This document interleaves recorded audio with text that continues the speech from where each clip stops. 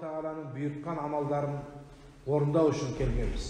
İslamның 5 парызының ішінде ең біріншісі иман тұрады.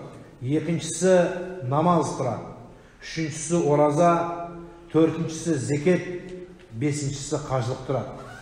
Сол амалдардың ішіндегі ең сауабы жоғары бұл иман, Аллаға сенуден кейінгі тұратын нәрсе, ол Рамадан, ораза болады. Өйткені Алла Субхана ва Таала фаиннаху ли ва ана ажри бихи. Ораза менікі, сауабын өзім берем деген.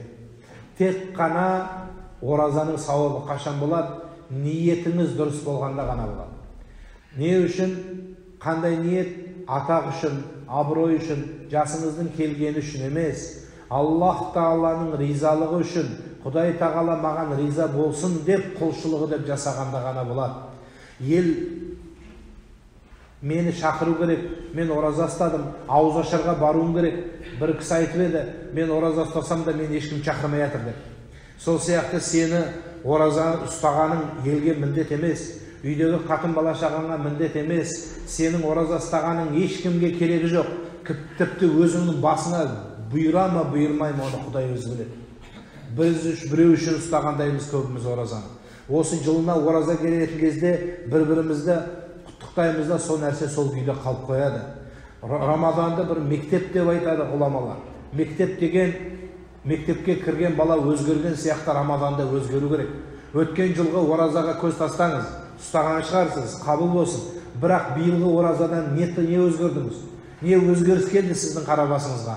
Не жақсылық таптыңыз? Сол оразадан бері қарай не істедіңіз?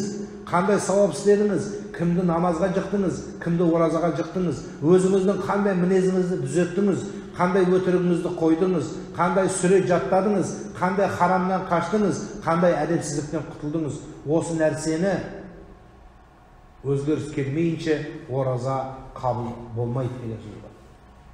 Сіз оразаны сол баяғы ораза ұстадым, сол ораза болды, ел қатары жүрдім, мешіттің даңғыр-дұңғырына қатыстым, ауыз ашарына, сөйтіп тәрәбіменен елмен бірге 30 күн жығылып, аяғына гимнастика күйінде қалып қояды о нәрсе.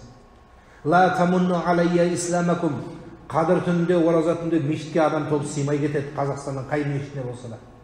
Қабыл болсын дейміз, бірақ бұның нәрседен өзгеріп жатқанымыз шамалы ғой. Неге өзгеріп кетпейміз? Сол күні жылап та дұға қылады, отырып та дұға қыламыз, жатып та дұға қыламыз. Неге өзгермейміз? Өйткені біз өзіміз өзгермей жатыр екенбіз. Алла неге өзгертпей жатыр қоғамды? Өйткені біз өзгермей жатыр екенбіз. Сол құлшылығымыздан биылғы құлшылыққа ешқандай айырмашылық болмай қапты бізде. Бір сауапта үйреніп, бір күнәні тастауымыз керек еді. Бір нәрсені үйренуіміз керек еді. Ешқандай өзгеріс қара басымызға келмегеннен кейін Алла Субхана ва Таала осы нәрселерді сізбен біздің басымызға салып қойды. Сол үшін бізде өзгеріс жоқ. Қияметке дейін болмайды да, егер Аллах Тағала біз өз-өзімізді өзгертпесек.